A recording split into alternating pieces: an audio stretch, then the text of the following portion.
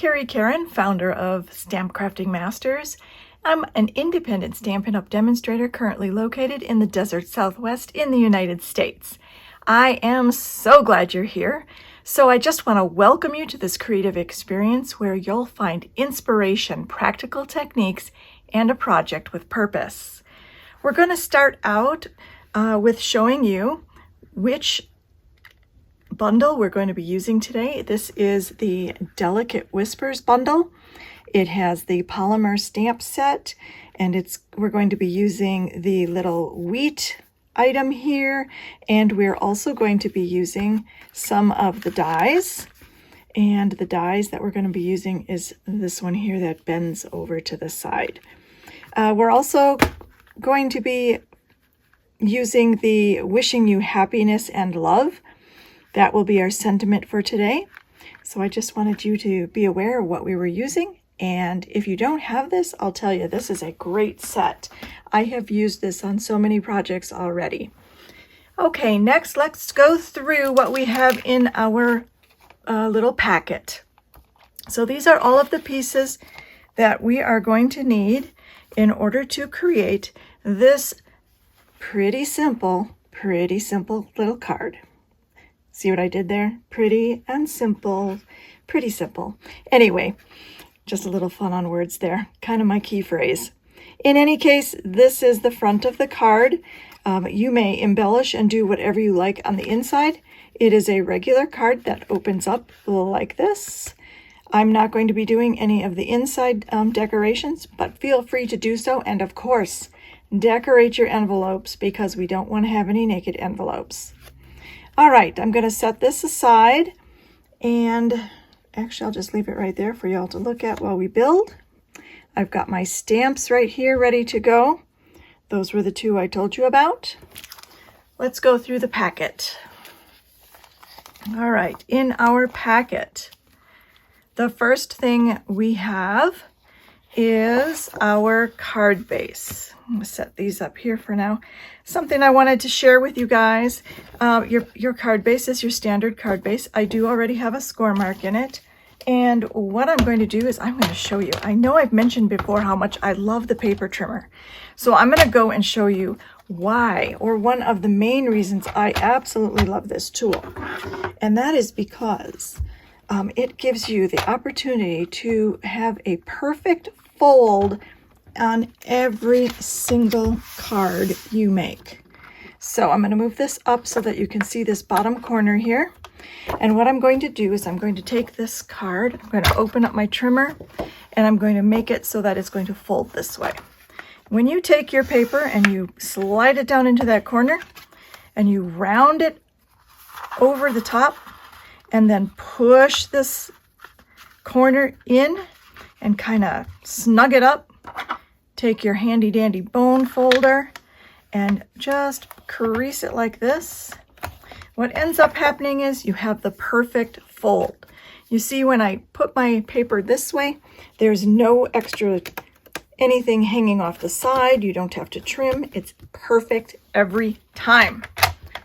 So that's another reason why I absolutely love paper trimmer. Okay, that covers the card base. And then we also are going to be using this designer series paper. This is from the Delicate Dreams Specialty Designer Series paper. There it is. And what we're going to be using is the one that has this grid pattern on it. The back side looks like this. You had seen it and will see it in another card I have later on or earlier, depending on when you're watching this video. But it's a beautiful paper. We're going to be using this side, and what I did is I took this paper and I cut it very specifically. So you can see, if I come up close, you can see it has this line right here. So I just made sure that I had 4 squares across, 6 squares down, and cut right on that line. Okay? So it didn't come out to be an exact regular measurement that we use on cards. And what I mean by that is you're going to have a little bit more extra space on your border here than you do on the top and bottom. but I felt that using the paper and letting the paper do the work was a better way to utilize this particular pattern. I didn't want something half cut off and whatnot. Okay, so we've got that. Enough said on that. The next thing we have are the die cuts. And these die cuts, you will need, if you purchased the bundle and you purchased the dies, in order to use the dies, you have to have the Stampin' die cut and emboss machine. And what I did is I used the 2 dies from the bundle, and I have cut these out. So I'm going to hold those up for you so you can see those. And we're going to set those aside because they're going to go on there later. We have our little sentiment piece. We have a couple more layers. We have Secret Sea and Hydrangea Hue. Okay, so the first thing we're going to do, I'm going to set all of this aside. I'm going to put my little pieces over here for now. And we are going to stamp. I wanted to take an opportunity to show you how I use and pick up my stamps. I have placed my polymer stamps on my silicone mat, and I've placed them so that all I have to do is go and pick them up. I like to let them relax a little bit on there, and then I just pick them up. And it's as simple as that. Let's go ahead and pick this one up while we're here, and we'll just set that out of the way for the moment. Okay, the next thing we're going to do is, we're going to use that one first. We are going to stamp on right on our designer series paper. And what I'm looking for here, I eventually want this sentiment to be right in between those 2 blue lines. And I'm going to try to get it centered. I may end up going over to the side. It depends on what it looks like once I'm finished. So when I'm using this stamp, and we're going to be using Secret Sea as the color. So my goal here is to place this stamp. When I stamp it on here, I want it on mostly on the left half of the designer series paper, and I want it potentially slightly closer to the top than the bottom, because remember, we're going to put our sentiment here, and we don't want to have all of our die cut pieces run into that. All right, let's grab our ink. I'm going to open that up and set this over here. When you use the foam pads, you want to pounce on it a little bit. Slightly different than if you're using a felt pad, but this is not a felt pad, so we're good. All right, we're going to go, we're going to make it kind of go a little more in on this one. We're going to just go right here. And we press, and we're good. All right, I'm going to put that off to the side, clean it off on my paper. I'm sorry, on my Stampin' Scrub. Okay, the next thing we're going to do is we're going to stamp our sentiment. Now, you might be wondering, how is she going to do that? It says, wishing you happiness and love, but it's all in one. So I'm going to show you a technique for stamping.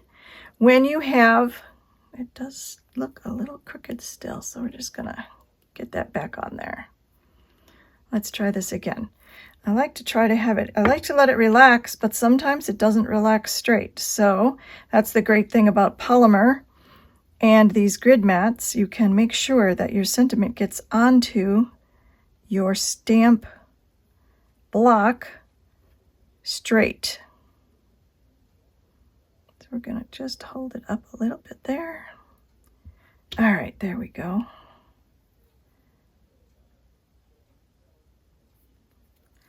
Okay, so what I'm going to do is, now you could use tape to mask.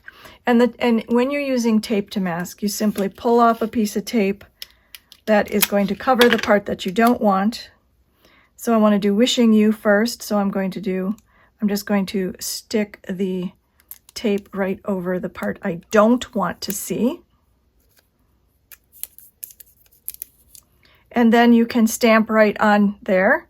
Before you stamp onto your paper, make sure you remove your tape. Now, this particular stamp is kind of nice because it actually has enough room to just simply go right off of the edge. So I look down on it and I just pick up only what I need on the words that only what I need.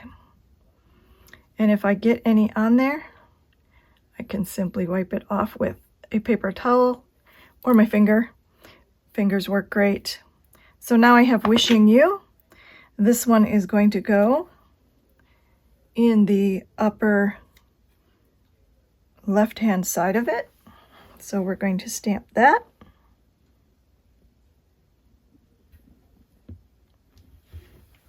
And then before you ink back up, you're going to make sure you clean your stamp, dry your stamp, and then we're going to flip it back around. We're going to load it up with ink on the opposite side. So I flipped it over.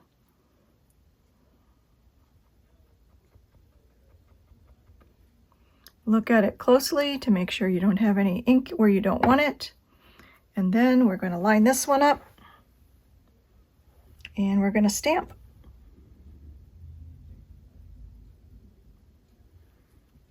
All right.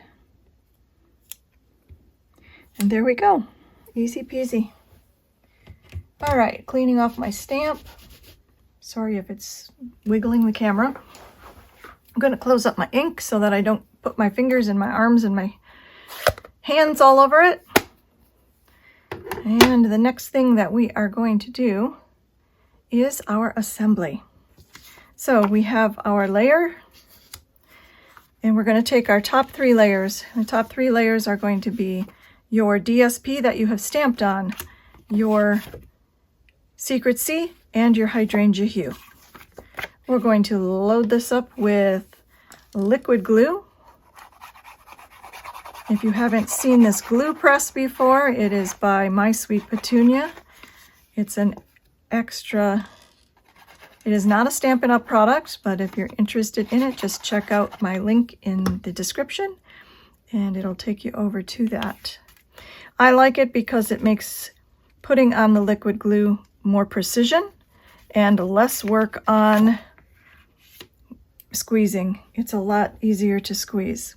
Okay, so when I cut the Secret C, I only cut it, I didn't really, I measured the DSP after I had it cut out. And then I went up to the next 1/4 inch to get this, to get the Secret C. And I just eyeballed it to see where it's going to go. I like to put down like 3 sides, like I might put down this edge, and this edge. And if those 3 are lined up, then typically my top edge is going to be lined up. Or I might do the side. A lot of times you'll see me go in this way. Just depends. Next, we're going to put this one on. And you can see this precision tip, you don't need as much glue, so my glue goes farther. And all I did was fill the bottle that came with the press with the multi-purpose glue that Stampin' Up sells, and I love it. Okay, so in this case, I have a little bit skinnier of a border, so what I'm going to do is I'm looking at the top left, and I'm looking at the bottom left, and I'm putting it into place. That looks pretty good, and then I make sure that the far side is going to be, and the great thing about liquid glue is that if it's not exactly perfect, then you can kind of slide it and go. I like to just put my hand on it. I don't know, the heat from my hand seems to like make the glue dry faster and whatnot, so maybe it's just an illusion, who knows. Okay, so next we're going to take our dimensionals and our Take a Pick tool. If you don't have this Take a Pick tool, this is another must-have item from Stampin' Up. It is a great tool. I like to use the little palette. I don't see a whole lot of people who use it this way, but it works for me. And so, you know, you have to use tools so that they work for you. This piece comes off and it can flip around and use the actual pick side. A lot of people will pick this off, or they'll use this to pick their the backing off of the dimensional adhesive. I just use it like this. I kind of use it, I don't know, kind of like a baking pellet, I think. I don't know. I like to use a lot of dimensionals just so that I know it's going to stay in place. Something like this. If you're going to put it through the mail, you don't want it to get destroyed. You want it to hold up and look really good. And so putting on enough dimensionals and supporting it in the areas that you need to are really going to make the difference. All right, so again, I just pull these off, and I usually have a little trash can. For now, they're going to go here.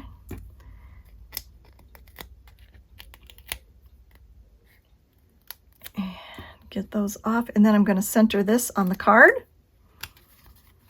Again, I'm kind of eyeballing it, but in this case, I can see side to side, but my edges, like I mentioned before, are not going to be exactly the same, so I need to kind of go up and over this one to figure out where it goes down. So that looks about good. Okay, the next thing we're going to do is put some dimensionals on the back of here, but we're not going to peel off the backings yet. And the reason we're not going to peel off the backings yet is because we want to get our other pieces arranged in conjunction with our sentiment piece. So we know that the sentiment piece is going to go somewhere approximately here. And now we are going to find our other pieces. Uh-oh, I lost a piece. Where did it go? Okay, we're going to put this piece here. And where did my little piece go? It's missing. Well, it will turn up later, I'm certain of that. So, like I said, you want to make sure that you have the room to be able to slide this under, and if I attached it, that might have been in the way.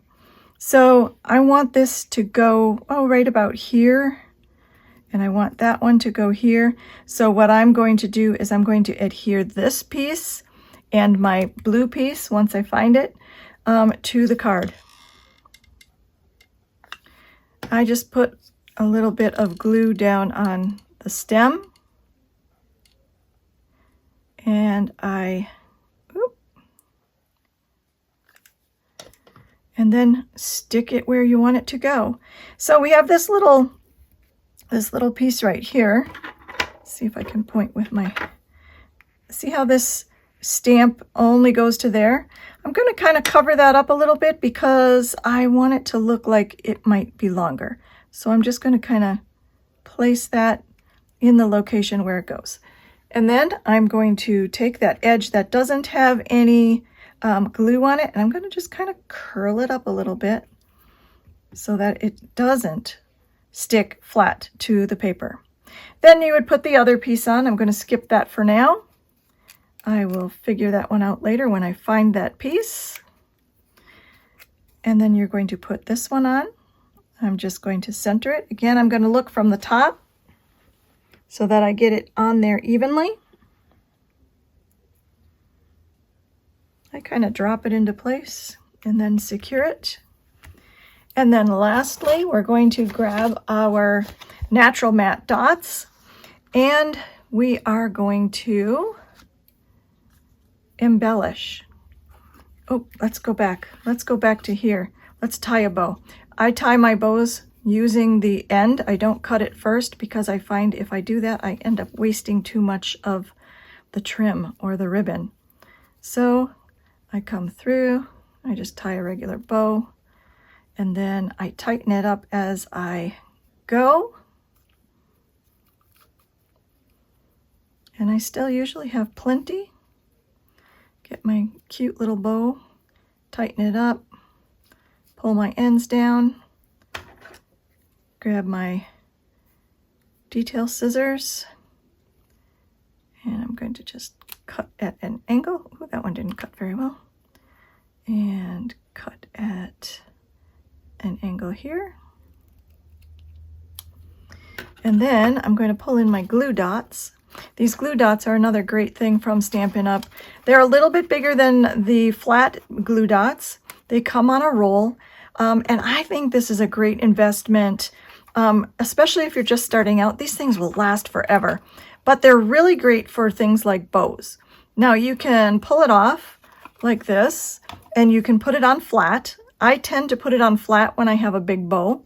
But if you were like trying to raise paper a little bit, you can actually put this between your fingers and roll it and make it a little higher. In this case, I'm just going to put it on the back of my bow, and I'm going to stick my bow up in the corner, just like that. And now we're going to put on our natural matte dots. So I wanted to talk a little about placement of the dots. I like to pick an odd number, and I usually arrange them in triangles. So I didn't do this just because it's something Carrie likes to do. I did it because this technique is known to tap into our brain's natural scanning habits, and it keeps our viewers engaged and guides their eyes exactly where you want them to scan. So as you can see in this card, it draws your eye to the center of the triangle. So I have two triangles on this one. Let's look at these dots. I have these dots right here, and it's drawing your eye in so that you are drawn to wishing you happiness and love. So it also breaks up the symmetry. So odd numbers are less predictable, and they tend to feel organic, kind of how leaves grow on stems or how flowers have odd numbers of petals. Have you ever noticed when you do he loves me not, you end up with he loves me? Wonder why? That's because of that odd number thing.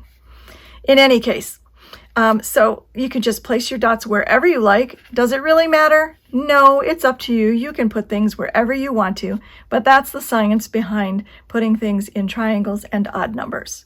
Granted, we have 6. However, we have 6 things plus our bow that kind of starts our eye up at the top and draws you into the sentiment and draws you toward opening the card. All right, I hope you enjoyed this little presentation, and I'll see you at the next project.